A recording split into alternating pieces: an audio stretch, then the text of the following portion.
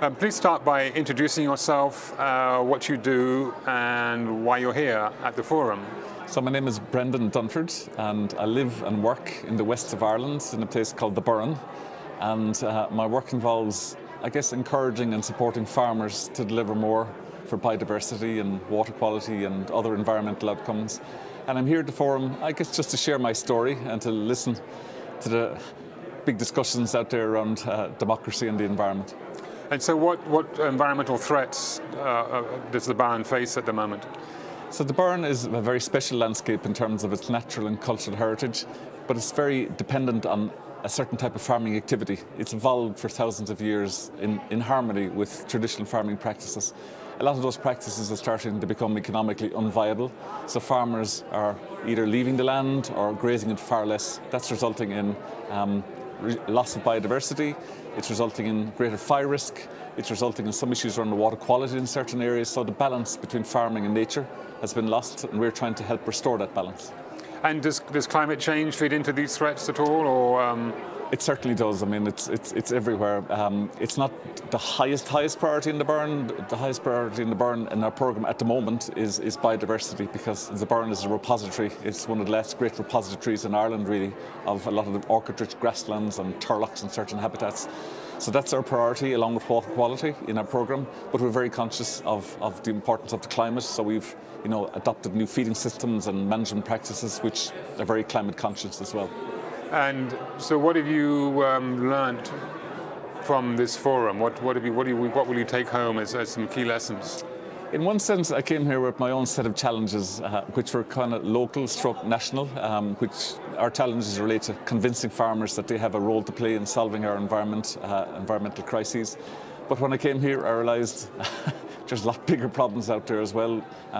At a global level, the north-south divide, the divide even between east and west. There's huge issues around other countries being, not even having democratic structures to enable change to happen. And I suppose that you can get a little bit despondent from that, but yet, change comes from doing little things well and providing inspiration and providing learning to others. And I think I'm here a little bit daunted by and challenged by some of the things that I hear, but I'm also sort of more convinced than ever about the work that we do in the west of Ireland and how that's led to change at a national level in Ireland and can potentially lead to change at an international and global level. So I'm challenged, but I'm hopeful. So you come and work in a relatively small, unique ecosystem or multiple ecosystem. But coming here, do you feel a sense of connection with the rest of the world and the challenges, and now part of this much bigger picture? Connection, yes, and frustration too, to be honest, because I think the conversation is important, and the notion of agreement and discussion and democratic processes, and these are all important. But my focus remains, where the rubber hits the mat, which is where the interface between people and place, between people and their environment. And I think translating ambition, translating strategies into action, I think is still a little bit, it's missing, I think, in the big debate around climate and biodiversity. So I think the work that we do is very much in that space, trying to work with the farmer on the ground, trying to work with the community, whether it be the scientists or the general public, to try and get them on board with the changes that need to happen.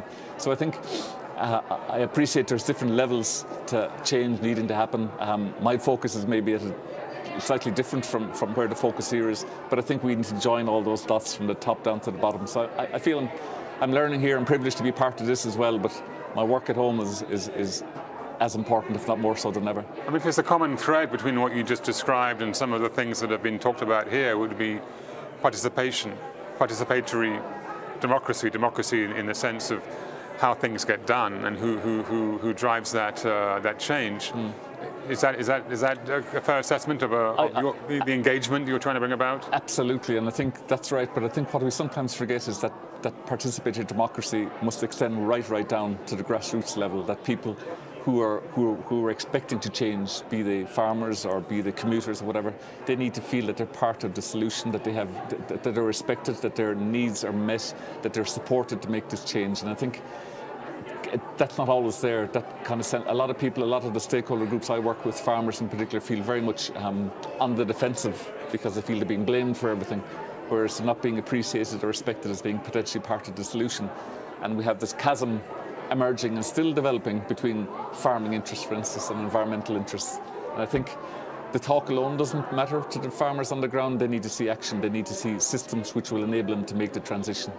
So I think it's getting that democracy down, right down to the grassroots level, so that people feel involved as part of the solution. And to find a common ground between all these different interests, and to end the antagonism and increase we're all in the same boat.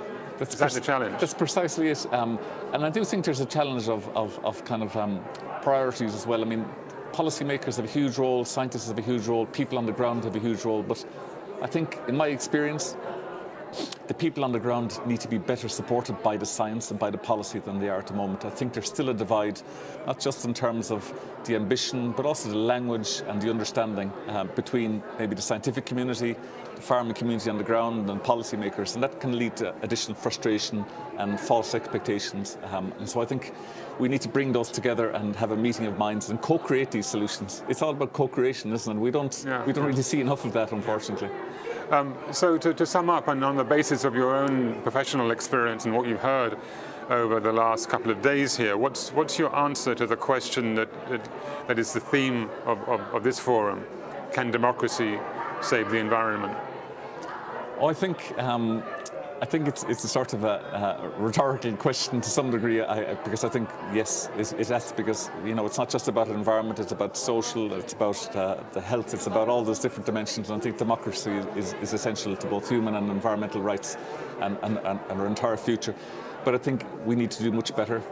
Democracy needs to filter down much more. People need to be seen as equals. We can't have a hierarchy of democracy. We need to have people working together, co-creating and delivering the solutions on the ground. So I think, yes, democracy can save the environment, but we needed to do more and do it more quickly, and to get it right down there to grassroots level. Because perhaps democracy itself is still a work in progress? I think it is, and always will be, like all good things. I think, you know, if we're not learning and evolving and changing and improving, then we're static and we're lost.